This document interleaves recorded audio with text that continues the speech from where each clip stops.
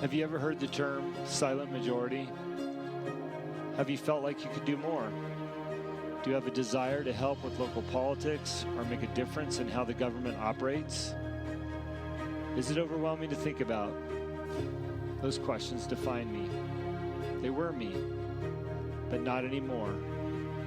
This podcast is about our voice, our questions, our feelings, and working together to make a difference for the future.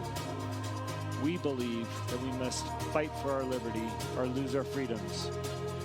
Join me as I speak to our friends and neighbors, our politicians and leaders, and discover ways that we all can make a difference in the direction of the United States of America. Hello and welcome to Liberty or Lose podcast. Thanks for tuning in. Appreciate everybody's patience with me as I dig into, a new chapter in my life and how often we get these podcasts pushed out. I've talked about being on a school board. It hasn't necessarily taken up more time than what I expected, and it has not reprioritized my life. But, it's interesting. You allow the day to get by, and one of the things that have been really important to me the last 2 years is generating my normal podcast, which is The Answer is Yes, as well as this podcast. And then, if you're not aware, I also produce a podcast for Montana State Legislator John Fuller, and the podcast name is Life and Politics. Please, if you haven't heard any of those episodes, check it out if you're interested in politics, especially Republican politics, conservative values, and a good old-fashioned history lesson. John was a history teacher for 45 years here in the Flathead County, so I would highly encourage you to look up John Fuller Life and Politics podcast. You can find it on Spotify and a lot of the other major platforms. And with that nice introduction to him, I recorded something this morning with him for his own show, and the title of the show is Why Be a Patriot? And here we are on the eve of the 4th of July, 2021. We've got a very interesting administration in D.C. running this country, a lot of mixed emotions across the board. And I think this is just a good time and a great reminder of why be a patriot. And I hope that everybody's doing their part. I've got some earlier episodes that talks about what you can do to get involved, even if you have very little time, and I'm talking about 5 minutes or less. And that could be as simple as resharing these podcasts by both John and myself. You can, of course, be a check writer. You can go to libertyorlosepac.com and make a donation, even if it's as little as $5. We've got campaigns to support in 2022. It's going to be one of our most important elections once again, because we need to overturn the House and the Senate and get our people in there. And if you can't do anything but write a $5 check or more, we'd love to have you support us in our efforts to maintain Montana being a red state. And I'm also trying to reach out beyond our own borders. So if you're listening to this podcast in another state, we are reaching beyond Montana. But don't forget, Montana has played a critical role in the last 2 election cycles so that we can remain with a small foothold in the Senate and Congress and keep the numbers where they're at to date. So again, Montana plays a role not just locally here, but nationally. So what I decided I'm going to do is I'm going to tie in John's podcast, what I recorded earlier. So you're going to hear his introduction, but you're going to hear his 5-minute pitch on why be a patriot. And I hope you appreciate it as much as I do. And I'm going to try to get back on schedule with this particular podcast as well as The Answer is Yes. So thank you for your patience. Enjoy this 4th of July, and remember, it's not just a barbecue.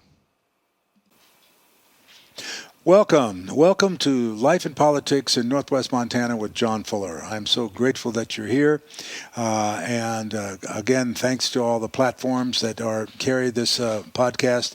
And I'm so appreciative of you being here. Today, as this broadcast is being made initially during the first week of July, the subject of patriotism is in the air. And so I want to ask, why be a patriot, and what might that really be? Is patriotism the last refuge of the scoundrel? Is it white nationalism? Is it jingoism? Or is it something better? Being a baby boomer, I was raised among heroes. Heroes that paid the price for America to defeat tyranny in World War II and hold the line in Korea. When I was young, virtually every adult male my parents' age was a veteran. I've met many patriotic heroes, but from my youth, one stands out above the rest.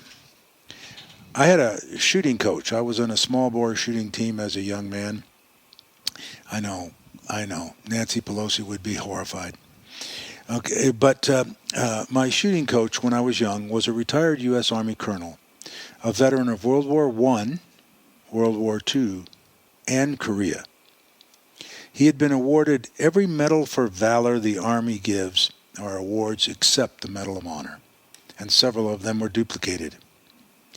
I can remember asking him many of the questions that boys ask old men, but to this day I remember his answer as to why he would serve in all 3 wars of his lifetime, when as a wounded veteran of World War I, he could have been excused from further service. And his answer was, I was raised to be a patriot. So what does it mean to be a patriot? It seems that in today's America, patriotism is either denigrated and despised or considered next to godliness. Some say being patriotic means my country, right or wrong, but always my country. Others, such as liberal Howard Zinn, say that patriotism is dissent. And by the way, a future broadcast might have to be on the teachings of Howard Zinn in our American public education system and the socialism that he professes. But to me, the best kind of patriot and the best definition of a patriot was given by the very first Republican president, Abraham Lincoln. Quote, I like to see a man proud of the place in which he lives. I like to see a man live so that his place will be proud of him. End quote. As a lifelong historian, I have studied the rise and fall of empires, nations, and civilizations. Invariably, as they rose and fell, they all underwent a transformation from their founding values to something else. And as they lost the ties that bound them together, they began to fracture, from within first. All nations need a common language, culture, and borders. Destroying any and or all of these results in the collapse of the nation. Defending the nation's language, its culture, and its border can be defined as patriotism. In America today, I see concentrated efforts to destroy our culture, language, and our borders. We cannot be proud of the place in which we live if we wish to destroy it. We cannot live so that our nation will be proud of us if we need to destroy it. And so I choose to be a patriot, and I choose to defend America's culture, language, and borders. America was the first nation in human history to be founded on the Judeo-Christian principles of the God-given natural rights of man. Only the Judeo-Christian teachings of being created in God's image, equal under His law, and the freedom and liberty of free will gave this new nation the political outline necessary to create this nation that became the shining light upon the hill. It is worth preserving and protecting, and no nation can survive without its patriots. Now, patriotism has other benefits besides protecting and preserving a nation's culture, language, and borders.